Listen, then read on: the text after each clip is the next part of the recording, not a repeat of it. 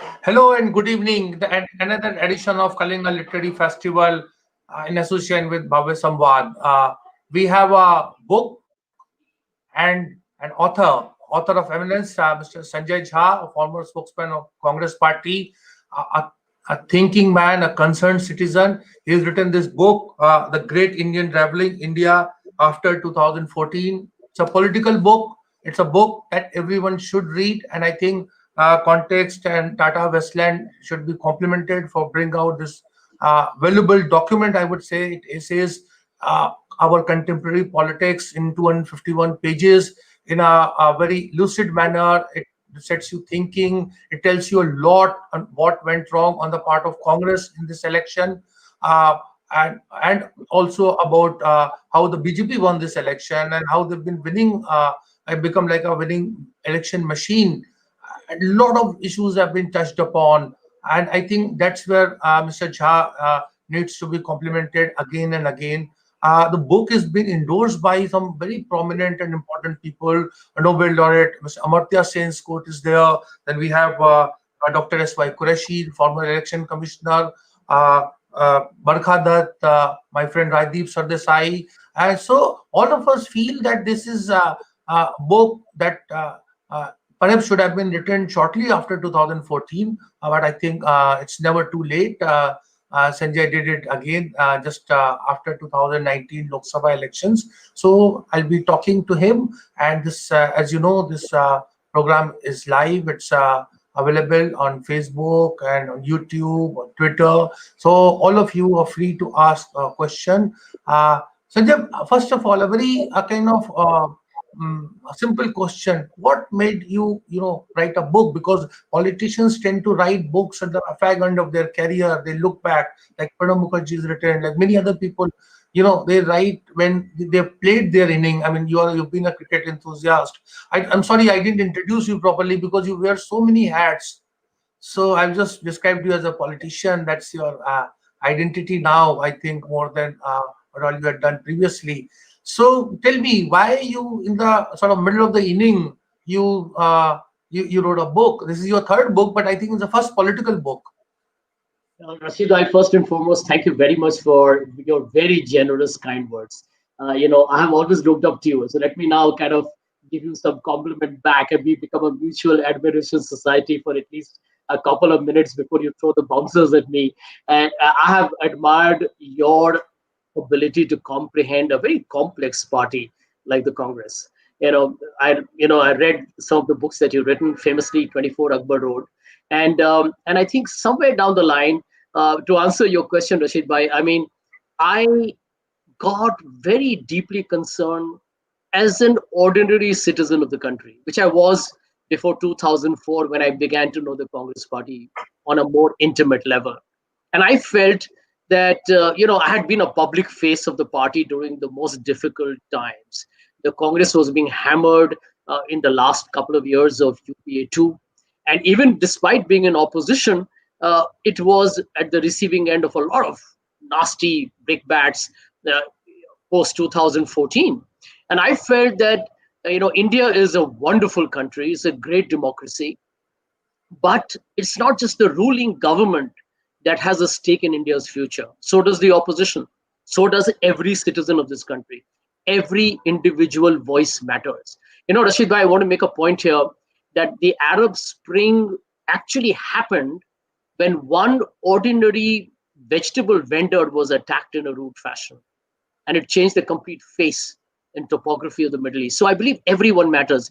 And my reason for writing the book was that a lot of people I began to meet kept telling me, "What are you guys doing to stop the whole culture of fear and intolerance and hate, which seems to be enveloping India?" And I had been writing columns off and on, but then an idea struck me that why not put the entire story of India in its entirety? And this country has got so many facets. It's such a colorful nation that when you begin to write, you realize there is so much to write about. I'm glad my editors were brutal with the scissors. Otherwise, I think this book would have gone to almost 350 pages. But I'm glad that you feel the way you do about the book, and I'm more than delighted to answer all your questions on it. Sanjay, before we talk at length about your book, I want to ask you this. We have seen these recent images coming from Washington. Uh, do you think there, in the context of the kind of politics we are having, can we confront this kind of scenario at some point of time in our life?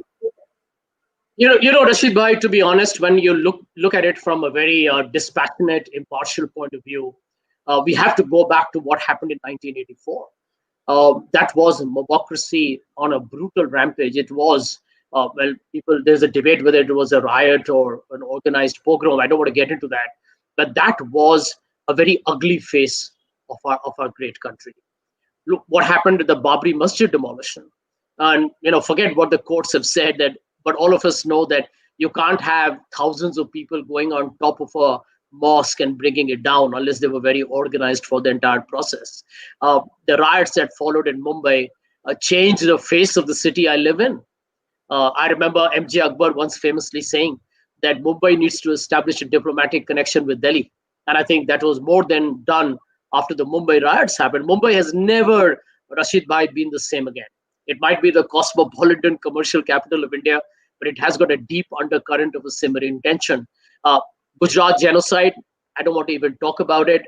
We all know what happened during that very, very well pre-planned genocide. Muzaffarnagar riots in 2013. You have Delhi riots, which happened when Donald Trump was here in India. He was visiting India when that happened, and Trump had not a single statement to make. So I think, to answer your question, we have no business whatsoever. Let's not be hypocritical. Let's not pontificate. India is at the moment a dysfunctional democracy. You have a comedian who's arrested for something he never said. That's what I have. I didn't watch his performance, but I believe he never said those words. You recently had a Vishwa Hindu Parishad rally, which happened to terrorize a lot of people, again based on some incident. And India at this moment of time needs to ask itself, why is my democracy index ranking gone down by 10 places? Why is press freedom a big issue, and why is my ranking nosedive there? And ultimately, why are people in self-censorship? So we have no business to really comment on what's happened in America, but it just goes to tell you that the political leadership of a country is responsible for the kind of democratic culture a country has. That's a very pertinent point. Sanjay, your book deals, a great lens about the Congress party and its leadership, or rather lack of leadership. You've been between line. You come across, between the lines, you come across as someone who's very kind of not only concerned but quite sympathetic towards Gandhi's, towards Sonia Gandhi, towards Rahul Gandhi. Now, yet you are quite brutal. You criticize them. You say that Rahul should not become Congress president. How do you think this shaping up? I mean, the whole thing about the absence of political leadership, because political leadership of the Congress party is with the Gandhis. And Gandhis, they fancy themselves as not power wielders but trustees of power. So there is some kind of relationship that's developed post, I would say, 1980s. And so how do you think this can be resolved? I mean, there's one thing to go on commenting, criticizing. A lot of TV studios are doing that, but you have been an insider. You are an insider. I mean, your suspension can be revoked. And you're not looking at life outside Congress party. So what do you think is the root cause of problem, and how it will emerge, let's say, by February, March, or July? Rashid Bhai, to be frank, the Gandhis have a degree of apprehension of whether the Congress will continue to remain, the Congress that was during the time when Rajiv and Mrs. Gandhi were prime ministers. A lot of it has got to do with the Babri Masjid demolition. There is this perception that P.V. Narasimha Rao could have stopped what really happened.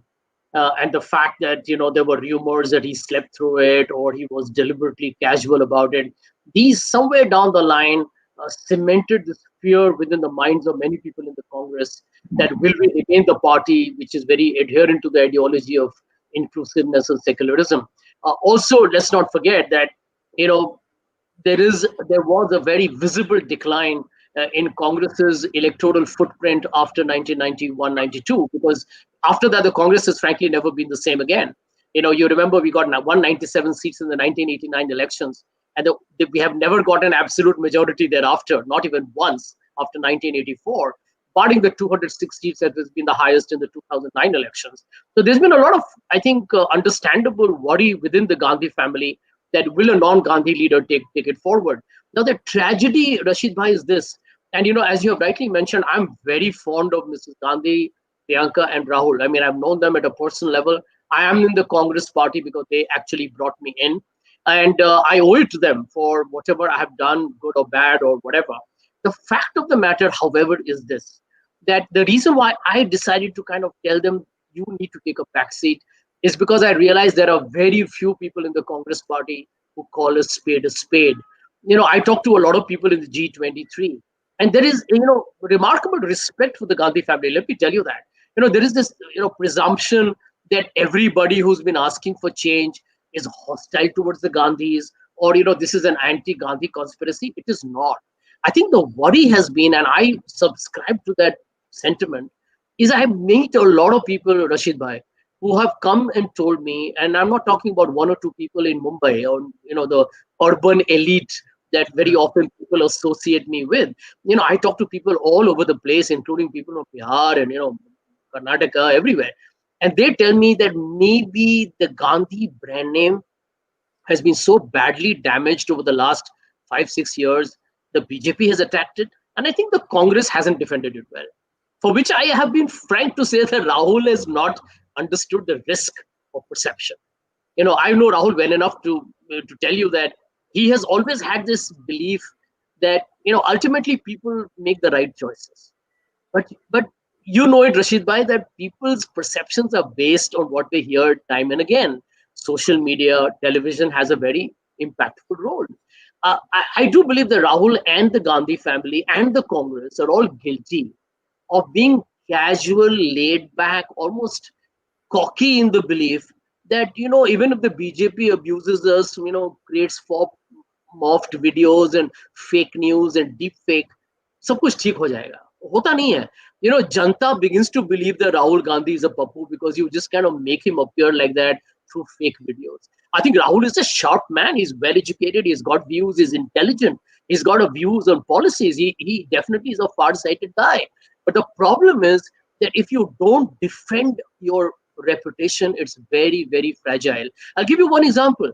I mean, today you have a situation where Rahul went abroad just before we had our, big celebration for the Indian National Congress formation. It is just a tactical lapse. I mean, technically he's free to go whenever he wants to. But the fact of the matter is, you've got to be able to manage that. I'll give you one example. Had Rahul just done on a Zoom or a WebEx with all the Congress people saying, hey guys, I'm not going to be there tomorrow, but this is my message. Let's fight in 2021. I think the whole perception would have been different. Had Rahul himself said, I'm going to meet my ailing grandmother, I think the entire country would have stood by him to say, well, we wish you a speedy recovery. But this choice of not engaging, not having a dialogue, I think is costing the Congress party dear. So therefore, in short, I believe that the Gandhis, if they take a back seat, nobody can ever, or nobody is saying that the Gandhis are going to be politically obsolescent. Not at all. I have maintained it and I have continued to say so. Whoever becomes the Congress president tomorrow, assuming it's a non-Gandhi, the relevance of the Gandhis might actually increase because the human mind, Rashid Bhai, is such that when you don't see a person in that role, you begin to miss them. And I do believe that Rahul's strengths have been perhaps weighed down by the fact that people see that he inherited it as a dynastic successor. That tomorrow, if he takes a backseat, I think he'll become a hero. People will like him. That's democracy. And the Congress can completely get rid of this dynastic acquisition that Mr. Modi throws at the Congress and the BJP does. Try out a new leader. Let the Gandhis back the new leader. Let the Congress do things that people don't expect the Congress to do. Right now, Rashid Bhai, I meet people who come and tell me the Gandhis will never, leave their lease on the party or their hold on the party. And if you bring somebody up, they'll be a puppet. Why can't we try and challenge that? Because I think at this point of time, it is becoming a one-horse race. And if the Congress party is not resurrected now, The BJP will frankly storm 2021, and then before long, Uttar Pradesh, Uttarakhand is gone, and 24 is at your doorstep. So I believe the time for Congress to take some bold risks. No, no, that's very well said. But there is also a perception in the Congress that it is, whether Gandhis are failing the Congress or Congress is failing Gandhis, in a way that, the onus of leadership or campaigners is always with the Gandhis, with Priyanka Gandhi, with Rahul Gandhi, with Sonia Gandhi, whether it's, Bihar election, even in the municipal elections of in Kerala, in Hyderabad, the blame is on Rahul, more precisely. Nobody holds the district congress committee or the state congress PCCs responsible. If we look at the list of campaigners, it's long, it's 40, but in effect, basically, the entire burden of campaigning revolves around them. So, do you think that there is some merit in this, that over the years, because of Indira Gandhi's personality, somehow, the average Congress person, has become little far more laid back than Rahul Gandhi, and they don't try enough. And perhaps Rahul wants, Congress to shape up and stand on their own feet, and that's why he's not, he's looks little indifferent at all. But he doesn't say it, but let me paraphrase that. Why should it be, my burden wherever there is an election in the country? Why am I responsible for it? Let them, perform and shine. Do you see any merit in this, or this is all nonsense? See, Rashid, I'm a big believer that leaders need to basically make the final call. The buck stops with a leader. Now, to give you an example, I believe Indian National Congress is the most powerful brand in India. It's historical. It's got magical characters in it. It's got freedom fighters in it. It's got Mahatma Gandhi in it.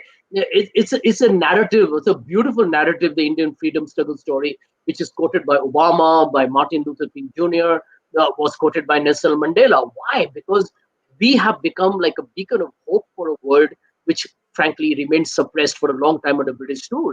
And therefore, India is an inspiring tale. The Congress is the brand. Now, what has happened, Rashid Bhai, is that the Gandhi family brand has become synonymous with the Congress party brand. So the lines are totally blurred. At the moment, people in India believe that the Congress party is non-existent. It's the Gandhis who are the Congress party. So the Gandhis become weak, the Congress will obliterate.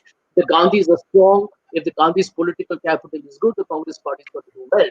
Now, what has happened is systematically over a period of time, the Gandhi brand has begun to whittle. It's a reality. It happens. Okay, it's evolution. It's a political process. Like, for example, the Republicans may take a long-term beating in America because of what Donald Trump has done to it. And it might maybe take 3 election cycles before the Republicans come back. Now, I think, in my opinion, Rahul has this responsibility today to probably, and he has an opportunity in my mind, to bring back the glory of the Congress and say, listen, don't subsume the Congress brand because of the Gandhis. We are a critical component of it. I think the Gandhis will always remain a lodestar, a linchpin of the Congress, because their contribution is enormous. I mean, remember, when we're talking Gandhis, you're starting with Pandit Nehru, and Pandit Nehru is, in my opinion, the only world statesman we have ever produced. And then you have had Mrs. Gandhi, you have had Rajiv. Even if Mrs. Gandhi never became prime minister, the Congress was in government for 10 years. Dr. Manmohan Singh was the prime minister. I do believe that a time has come for the Congress to very smartly, shall we say, change the game. Because remember, this party has an organization. As you rightly mentioned, it has got block level people, village level people, panchayat level people. I remember going to Amethi and Raebareli, Rashid Bhai, and training the entire Congress base. I've done that twice over in both Amethi and in Raebareli. And I saw the kind of connection they have with the Gandhi family and the Congress party. But these are bastions that have become so Gandhi family that people vote because they like Rahul or Mrs. Gandhi. Congress is, frankly, almost like an appendage. But that is wrong. We need to always keep the Congress first and then bring in the personalities, even if the personality is your real vote getter or is your real trump card. I think the Gandhis have that responsibility to do that. You see, the awkwardness that you find in the Congress today is people are very hesitant to tell the Gandhis, can you, it's tough. I understand it's not easy, right? Because if I was the boss and someone were to come and tell me, Chief, why don't you take a backseat for a while and, let somebody else take charge, you're awkward. How will I be understood?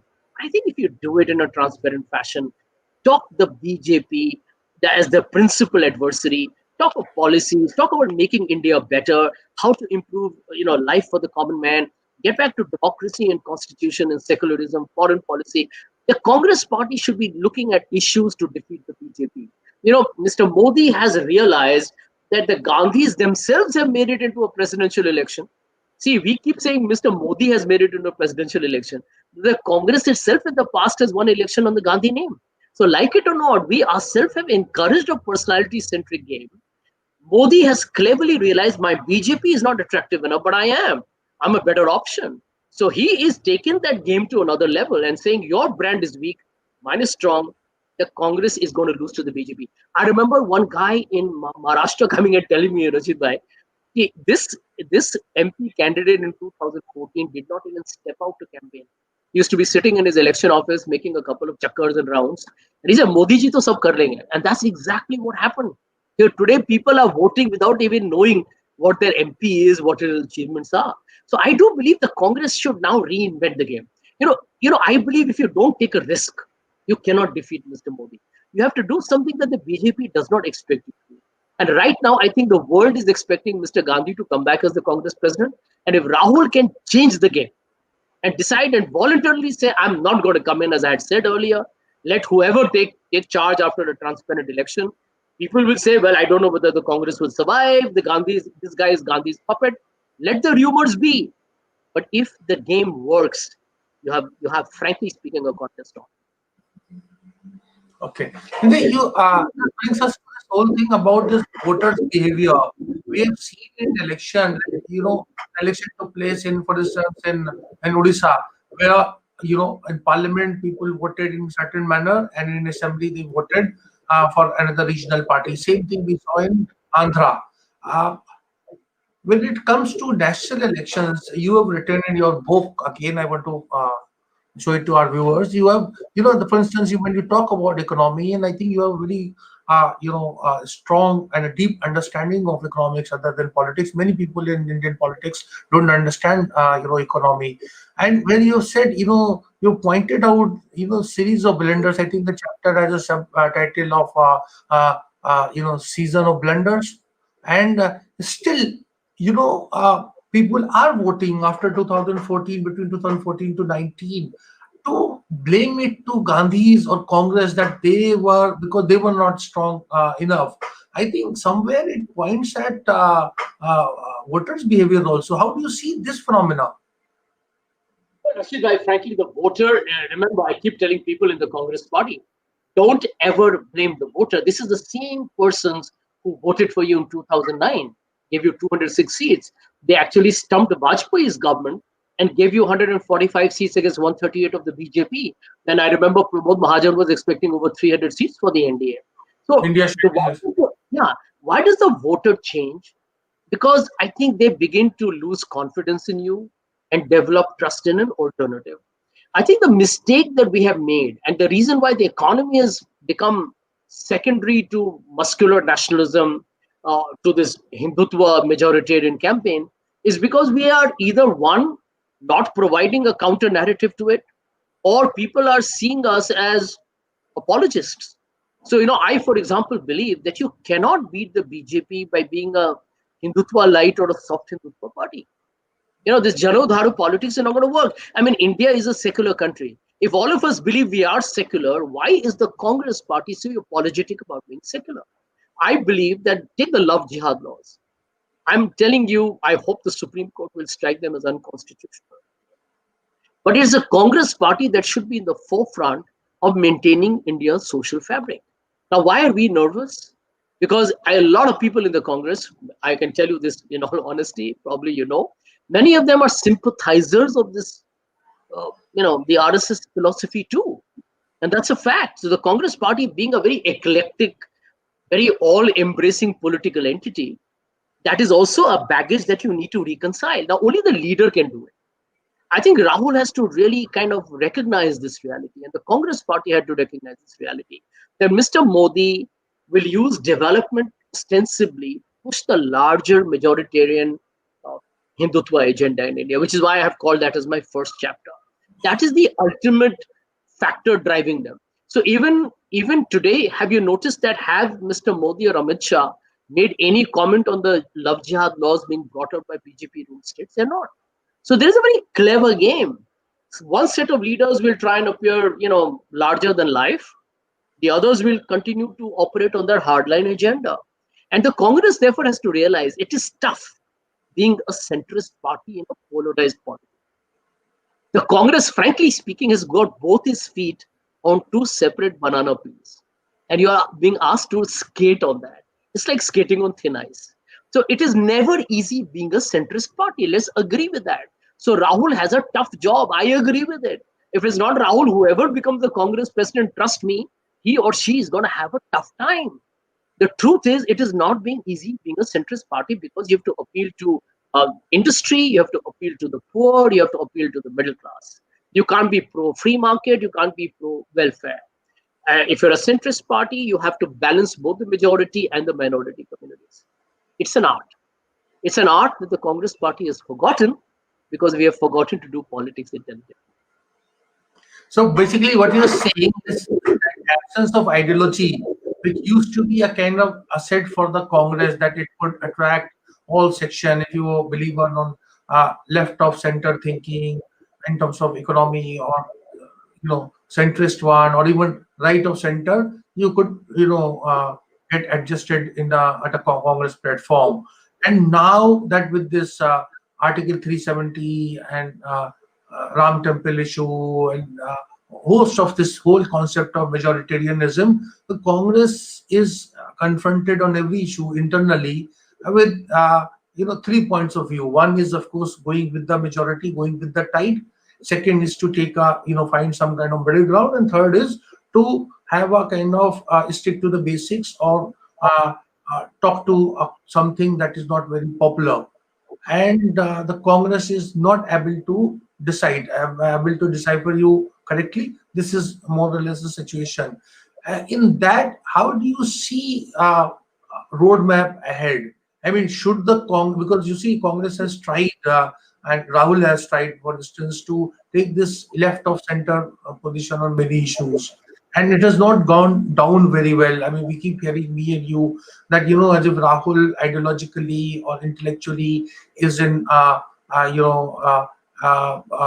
as a stranglehold around him, those who have very strong leftist leanings. I mean, somebody, they may find it very quite laughable for a party which is an architect of economic reforms, and a family that made Manmohan Singh Prime Minister for 10 years through a protective ring around him, have Chitambram, Dr. Shashi Tharoor, all kind of, so to say, those who favor liberalization of economy. But so there are a lot of conflicts are there. How do you think Congress needs to address it, or is there a possibility? Because even if they try to address it, it's not communicated enough. Yeah, yeah. We'll talk at communication later on. Please leave out communication, because we need to talk later on. We are talking here about the key ideological issues. Rasheed Bhai, you have raised a very important point. I'll give you an example. Uh, Congress party liberalized India, foreign direct investment, privatization. These are Congress party's brainchild to transform India. But we found during the latter phase of UPA too, and Rahul in particular, chose to be not just left of center, but to go to the far left of center. You see, there's a difference between the two. By the way, I'm pro markets in my opinion. I'm pro liberalization in my opinion. But I believe the Congress has to realize, and I recognize long time as somebody who's a student of economics, that India cannot be in a binary of being, either capitalist or socialist. You need to do both. You see, the Congress has to take away this debate that we are left of center or we are right of center. You are a centrist party. This is a party that said Garibi Hatao. This is also the party that said, I want multinationals in my country. This is also the party that said, I want FDI in media. I want FDI in multi-brand retail. And there is nothing wrong. The truth is that this is where Mr. Modi actually fell flat and copied the Congress. He was a copycat Congress in terms of economic policy. If you remember, Mr. Modi talked about maximum governance, minimum government, but you have had so much of government here. He's doing the same thing like the Congress on Manrega or on PM Kisan. Majority of this government's expenditure has been in terms of social welfare, because you can liberalize, you can have a booming stock market. That India has a problem, because when 22% live below the poverty line, you can't go and say that I'm going to be a free market economy. You can't. So you need both. All the Congress party had to do was to say, listen, we are pro-industry, but we are also going to be pro-welfare. And you can call it povertarian economics, you can rub it down as dole economics, call it what you like. We are going to fight for the poor, for the marginalized, and for the emerging middle class and neo middle class. Now, Sanjay, we are not talking that language. yeah. Sanjay, sorry, we were talking about very weighty matter, but a very interesting question has come from Mr. Naresh Pandya. He's asking you, Sir Rahul ji, वाकई PM material है? Well, I want to tell you this, that I think until you test anybody, you will never know. I remember, for example, that Rajiv Gandhi, I mean, he was a tyro in politics. Rashid Bhai, I mean, you will know that he came in after Sanjay Gandhi's death, and he was the general secretary. Maybe he ran the Asian Games and all well, but the prime minister of the country, when you had people like Pranab Mukherjee and all the veterans, it was he who became the prime minister. And until he blundered in the last couple of years, I think in the first few years of his prime ministership, India looked like a country that was suddenly dreaming and believing itself. A youthful leader who talked a very refreshing language of change. A lot of people today, even from the BJP, quote his speech at CCI, where he talked about 15% of the money reaching the poor. Now, that was an honest admission, a new, shall we say, candid speech from a politician. What can Rahul do? I don't know. I can't really, kind of prognosticate whether he'll be good or bad. But were he to become prime minister, a couple of things I can assure you. He's a good man. He's compassionate. He will be inclusive. He will be sensitive. He will be. He may suspend me, but I think he's a very democratic leader. And I do feel that his heart is in the right place. Now, the policies, I don't know how he does it. How will he negotiate foreign policy? I have no idea. But I do believe he will fight for institutions and democracy. That much I'm willing to put my neck out on. So there is another question that do you think Congress should have made alliance with TMC along with left in West Bengal election, some kind of mahajot against Well, BJP? I do believe that in Maharashtra so far we have managed to marginalize the BJP unless the Congress suddenly becomes very ambitious in Maharashtra. I think Uddhav Thakure's government should be happily able to run to the next elections. West Bengal, there is no denying. Let's accept it. The BJP is ambitious. The BJP is planned itself, and if you look at the Lok Sabha elections, I do think you could see a very close fight in West Bengal. I know Prashant Kishore believes they won't even reach double digits. I don't think I'm so pessimistic on BJP's outcome. So TMC has a fight on his hand. My personal belief, Rashid Bhai, is it's a question of who the left and the Congress damages more. I do believe they have a potential to damage the TMC more as opposed to the BJP. Therefore, it's a question of how strategic the alliance can be. My personal feeling is that the TMC may need a Congress left support to form a government. That's my, shall we say, elementary prediction on what West Bengal may throw up as an election result. But you don't want that kind of alliance. Well, I think the fear. I spoke to some people from my party. I remember some months ago, and many people were apprehensive that if you ally with the TMC will end up completely destroying the Congress. Now, this is the oddball situation in politics. They need each other, but the TMC can cannibalize the Congress. Therefore, the Congress is hesitant to go with the TMC. And I don't think the TMC is going to give any written undertaking that I won't take away all your legislators. So I think that's the reason why the three front fight is going to happen. But a post-election understanding, I think, will be probably on the table. But when we are talking about state elections, Sanjay, you think that this timing of this Bengal and Kerala elections, coming at same time, around the same time, is a bit challenge for the Congress, because the Congress has an alliance with Muslim League and several other parties in Kerala against the left. There, the Congress has a definition of definite definition of secularism in Kerala, and you're going to speak something very different in Bengal, where probably the Congress and left will be together against Mamata and against the BJP. So this kind of dichotomy, this kind of paradox, how do you explain? I mean, this is quite mind-boggling. It is what is called as realpolitik. The Congress is in bed with the left in West Bengal, and it is fighting tooth and nail against it in Kerala, right? And I believe, in my opinion, personally, I believe this is the politics that the Congress party ought to play. Listen, in West Bengal, you cannot do it on your own. No way. So an alliance with the left, which looks like the only viable opposition to kind of get together, makes sense. Fight it out. Last time the Congress was the largest in terms of the opposition. It was the largest, was the biggest party in the opposition. So I think if you can increase those numbers, good for us. I think in worry I have is Kerala, Rashid Bhai, because I do believe that the left this time is managing to create a more positive, shall we say, face of itself, despite the fact that the virus cases have gone up. There's a major gold smuggling allegation against the government. But I think the Congress is missing something out there. And it will hurt Rahul Gandhi in particular, because now he's an MP from Wayanad. And you cannot afford to allow this swing state to now remain with the left.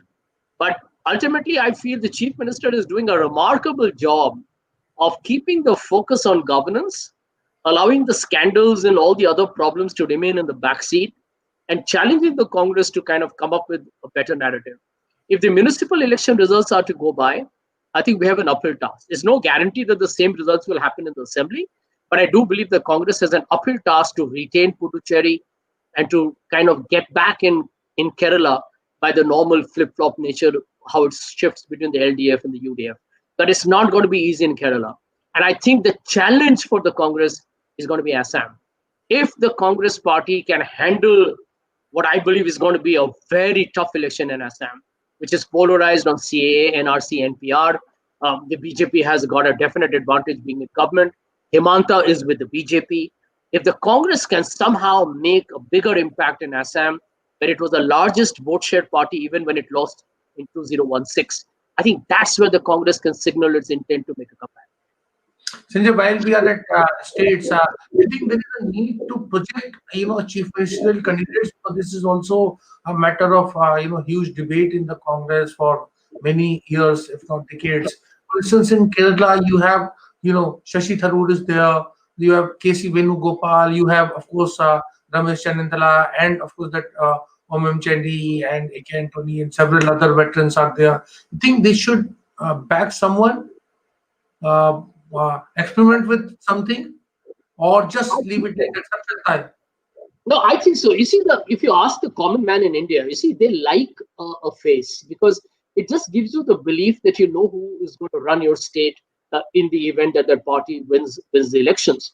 Because there is always this whole concept in the minds of people that if it happens after an election, it is chosen by Delhi. And very often that becomes the case. And I think you and I both know that's a reality. So I do feel somewhere down the line, you have to be able to manage your internal contradictions. A lot of people in the Congress used to tell me, we don't appoint a leader because, it results in fractions. And, we should first win the election, then choose a leader. You think it can be Shashi Tharoor's moment in Kerala? No. Well, I do believe that somebody like Sashi, for instance, he's a terrific personality. He's probably one of the most powerful urban brands in Indian politics across all political parties. It's time for him to probably up his ante and do something different instead of just being an MP for up to 2014, not knowing what's going to happen to 2024, not knowing what's going to happen there. If the UDF were to do well and win power in Kerala, let Sashi throw his hat in the ring. I agree with you. Nothing wrong in that at all. Why should the traditional norm of politics be followed all the time? Let's do something different. And I think this is the time for Congress to kind of upend the game. And I believe that if we are able to do it successfully, people will see a Congress looking vibrant, different, younger, fitter. This grand old party image which is supposed to make us look gold standard, classical, historical, is now becoming a political liability. People are thinking this is grand, old, fuddy-duddy, laid-back, lazy, Kumkaran or Rip Van Winkle. This is not helping our image, and I think we need to change that, complete perception altogether. So, Sanjay, from our conversation today in this Kalinga Literary Festival, we have one substantive point to make that in the coming election, if Congress fights election under Shashi Tharoor's leadership, it can perhaps retrieve some lost ground in terms of perception, etc. in Kerala Assembly elections. You are in agreement with it? Well, I do believe that Sashi's got a lot of people in the Kerala Congress who oppose him. You are aware of that, and I think they call him a Western import. Some people think he's a foreigner. Others kind of believe that he's a complete misfit in Indian politics. But I think Sashi has demonstrated that by winning elections again, and again. And I think he's somebody who probably given a charge of administering a state could be a story. I mean, I would say that could be a very attractive USP for the Congress. Get out of this traditional mold of leadership. I keep saying that Rashid Bhai to a lot of people who believe that Milind Devra is a South Mumbai guy. Sanjay lives in South Mumbai, so we guys only articulate in English. और जरा हम लोग अपने हाथ को गंदा गंदा नहीं कर सकते हैं. हम लोग कहीं मंच पे जाके भाषण नहीं दे सकते हैं. भैया सब कुछ हो जाता है. The question is that you need people who are committed to an ideology, who are pragmatic, who are articulate, who have a vision for India, and who are willing to work hard. It doesn't matter whether the guy speaks English, whether he's a PhD or from Oxford or whatever. Do something different, the game can change. Yes, I think Sanjay has a point here because we have seen in 1998 when Sonia Gandhi propped up Sheila Dikshit, and remember that time Delhi Congress had many heavyweights. I think Mr. H.K. Bhagat was also alive, and in addition of Sajjan Kumar, Jagdish Taitler, Jagparvesh Chandra, and a series of leaders were there, and Sheila Dikshit came as an outsider and went on to win 3 elections. So this kind of surprise or element of experiment can work. Sanjay, there is a question by Aman Jain. He says, do you think that Congress is kneeling in front of regional parties like RJD, BSP, SP, and others who actually in turn damage the Congress cause? And because many of them are synonymous with criminalization in politics, and when Congress starts supporting like Lalu Yadav, they get that blame.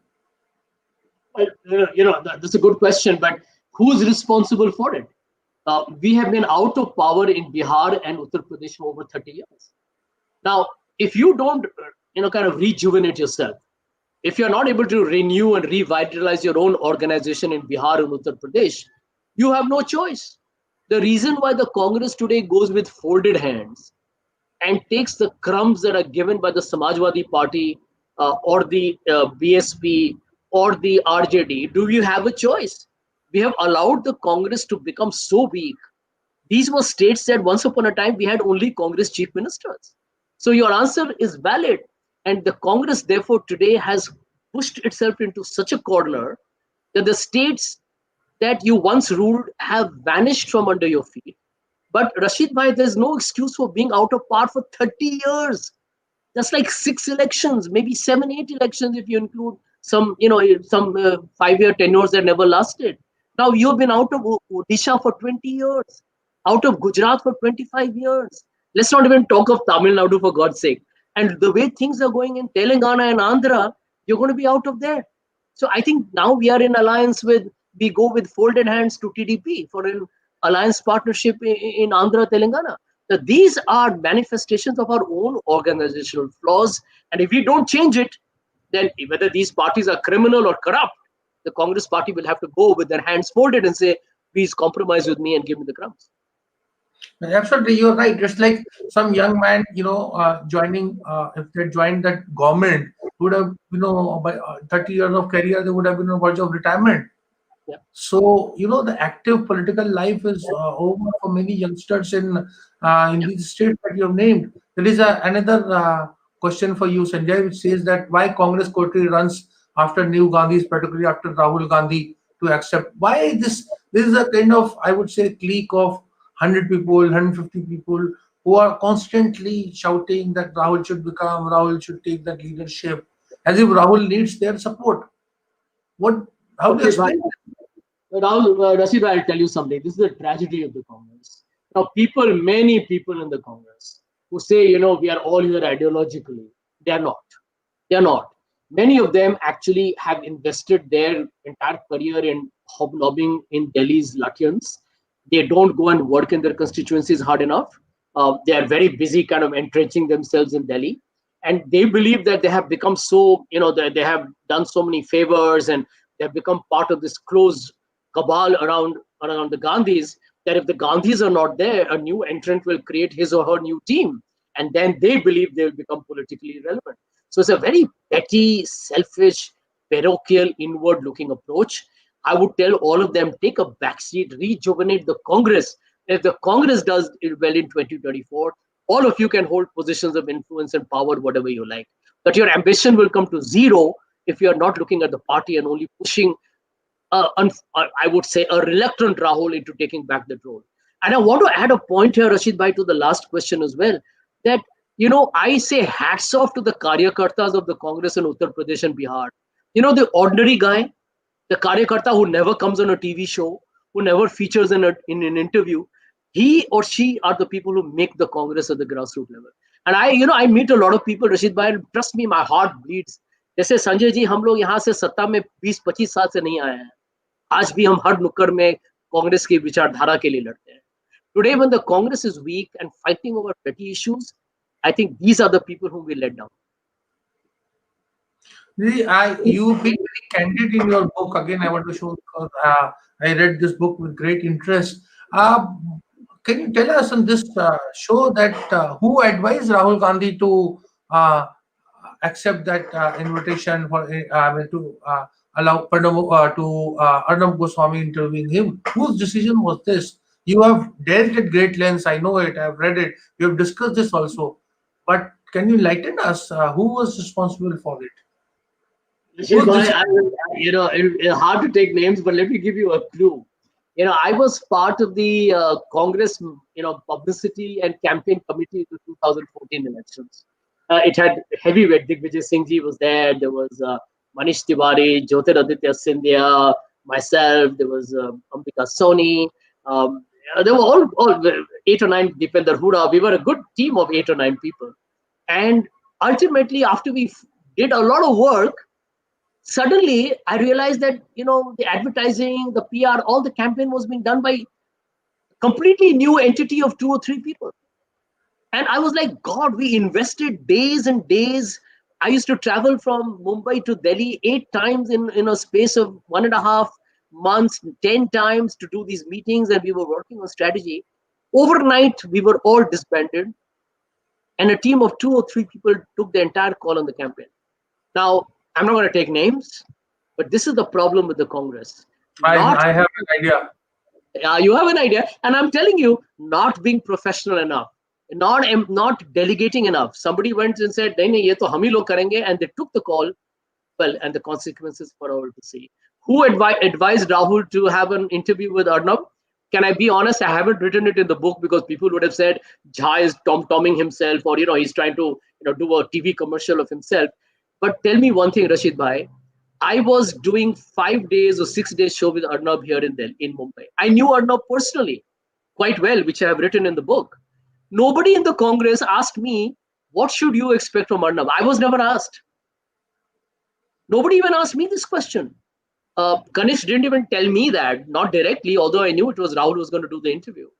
So I think this was born out of this silly belief that TRP numbers are highest in Times Now, which is a fact, that Arnab will draw a lot of crowd. Arnab must have promised them that Times will take it through the roof, which did happen.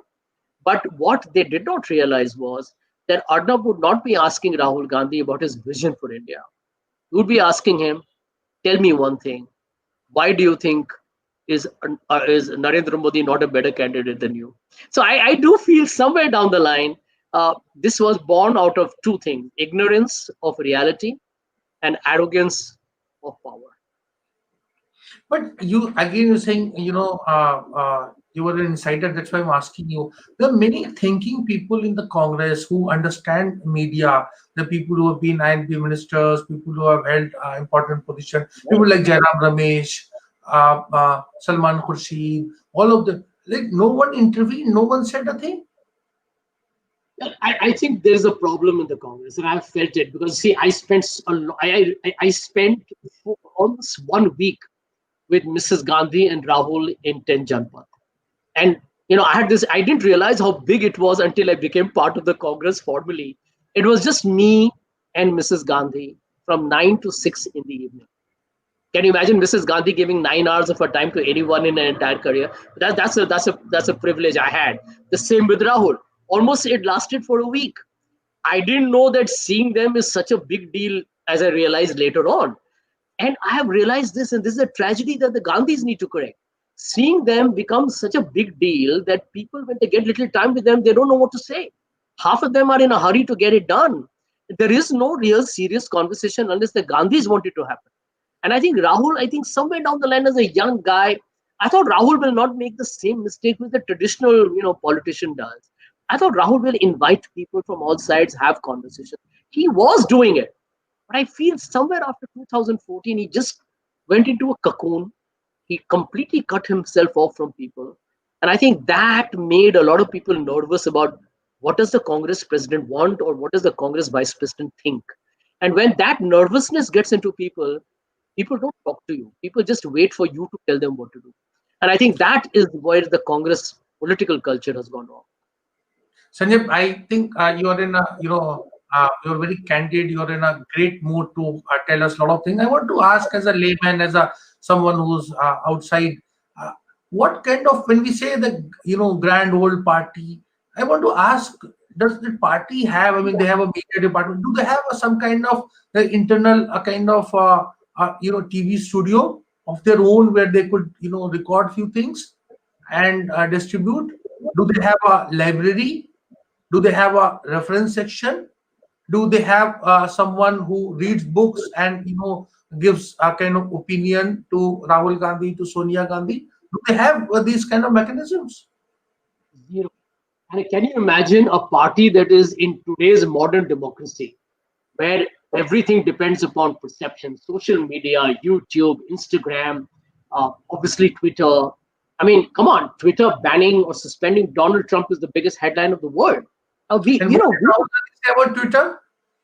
well, I remember it was in 10 Janpa, there was some dinner, I think, some informal party dinner. And a couple of us cornered Rahul. At that time, Rahul, even the office of Rahul Gandhi Twitter was not on. And I remember I told Sashi, why don't you tell him? And Sashi told him, and Rahul was like, I think this is just an urban fad. I remember that. And Urban I was fad. urban fad. And I'm like, come on. I mean, I told him then that, if you are on Twitter, you don't even have to go to ANI or go in front of a camera and make a statement. You can just sit at home and write what you like. You can actually dictate the conversation. You can set the agenda. But thankfully, he came on it later. And today, I'm glad that he's tweeting away to glory. But, Rashid Bhai, you've nailed it. Can you imagine a party where we don't even know who are the official speechwriters? I remember telling this to Priyanka. I remember telling this to Rahul. I'm going to share it with you on your show. I sent Priyanka the book, Hillary Clinton's autobiography, What Happened when she lost the elections against the complete surprise of the world intelligentsia. And I said, read it, because Hillary writes there in her book that she had a team of 4 speechwriters, how she used to do her makeup, what are the kind of basic ABCs that how her team briefed her. And I remember telling them that why don't you have speech writers? You can actually have Sachi writing your foreign policy speech. You can have PC doing something for you in the economy. Manish, I, and others could help you on preparing you for some TV interviews. We can write sound bites. I mean, for God's sake, if Rahul said that I want Sashi, PC, I want Salman Khurshid, I want Manish Tiwari, Sashi Tharoor, Sanjay Jha, and maybe whoever else. I want you guys in my team, Randeep Surjewala, to do my Hindi, English sound bites. Talking to business. We will do it all for you. It was not a problem. I remember in 2014 sending ideas to Rahul, and I used to get an email from him saying, I'm speaking here. I sent him a sound bite, and he would say, can you change that a little bit?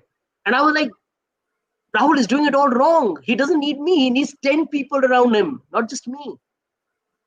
So yes, boss, these are leadership calls, yeah. And I honestly believe, Rashid Bhai, ultimately the Congress party loves the Gandhis. But the Gandhis have to also realize how to use the talent in the Congress. You know, remember there has been no election for the post of Congress president. Whoever Mrs. Gandhi chose became the CWC nominee. Nobody wants to remove the Gandhis from the party, although a lot of people agree that it's a good time for them to take a back seat. You know why? Because they have a lot of respect for them. But the Gandhis have also not been able to leverage the talent because they have not engaged in very honest conversations and they remain a little bit stuck in their ivory towers. They need to step out as well. No, but Sanjay, it baffles me, and that's why I'm asking again and again about this aspect. That on the one hand, the party people at various level of hierarchy say that Congress is not able to communicate its point of view adequately. Yet, I Sure. don't want to take name because you did not take name of one who arranged that interview with Arnav Goswami. See, why is that? See, there's been no change in, for instance, in AICC media department since 2014. If you Makes say no it's sense a to me. problem, Rashid Bhai, it makes no sense to me. I'll give you an example. In companies, in large corporations, people just change roles because you don't want people to become, fossilized. Yeah. And, plus job rotation helps. Give somebody new, it brings in a new blood. I thought Ajay Markan brought in technology. I remember Randeep came, he started to bring a lot more documented official papers were pretty decent for a while. But I definitely feel that the Congress should have had a different kind of a spokesperson head for a long time. Like Randeep is a good friend of mine, but I believe he's very defensive. If you have a problem, Randeep prepares like a lawyer. He prepares a strong argument to fight the argument. But you don't need a legal mindset. You need to set the agenda.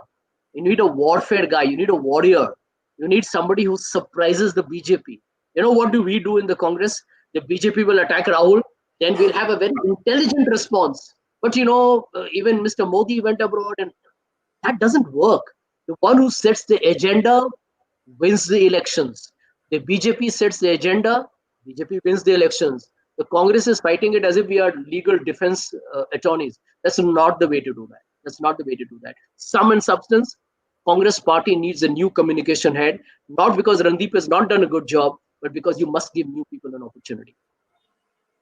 uh, that's quite candid. I think. What about this loyal community within the Congress? Are they an asset, or do you think they complicate things? Because on every issue of the day, Sonia Gandhi or Rahul Gandhi, whoever you consider as a supreme leader, has a three set of advice. The very divergent opinion. Do you think it helps to have very strong legal battery of people who are also politicians, who are in-house people? They appear in many court cases pertaining to party or party issues. Do you think the judiciary also gets some kind of colored by that, by their uh, political instances? The reality of politics is that because it's very complex, you're always dealing with IPC, constitutional issues, federalism. Everything is law based, right? Governance is very law based, and therefore it's policy based. Therefore, if you have good lawyers who are articulate and savvy politicians, frankly, it's an asset. It's a double whammy. It works for you, nothing wrong. But I do feel that very often a problem with a lot of lawyers is that they get caught in this legalese. And politics is about communicating. It's about making somebody feel. Mr. Modi is not a lawyer, right? But he doesn't play the guarded statement. He bites the bullet. He cuts to the chase and he connects with the people's heart. I mean, that's what matters. I believe in Rahul's team, there are in his, every leader has a right to work with a few people who are his favorites. I can understand that. Tomorrow, if Rasheed Kidwai is prime minister, he will work with 4 or 5 people whose advice he will take seriously. That's pretty much normal.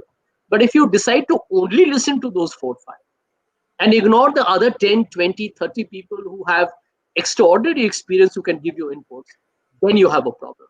So in sum and substance, I do believe that if Rahul, I'm not saying that people who are close to Rahul, allegedly, people like Rajiv Satav, Manikram Tagore, there's a Mr. Raju, and there are some other people there. Maybe it's Mr. Ashok Gehlot. I'm not saying that they are not concerned about the Congress.